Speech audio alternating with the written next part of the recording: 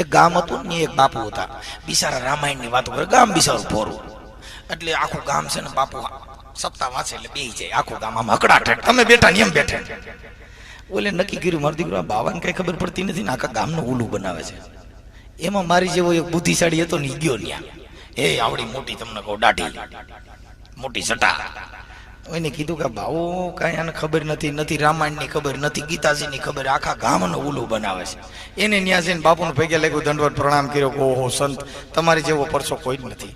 અને દાઢીનો મોવારો તોડ્યો અને ગામ આખું ઊભું થયું કે અમારા બાપુનો તે મોવારો કેમ તોડ્યો, અમારા સંત સાચા છે. કે ભાઈ તમે આને ઓળખી એકા નથી, આ એટલા બધા સંતનો પરચો છે. આ મોવારો પેટ્રોલની ટાંકીમાં નાખો પેટ્રોલ ન ખૂટે, ઘઉંની કોઠીમાં નાખો ઘઉં ન ખૂટે. ગામથી ઊભું તે બાપુના દાઢીને તો ખેંચી લીધા, બાપુ રાડ્યું નાખે તો માથા ના ઉપાડ્યા.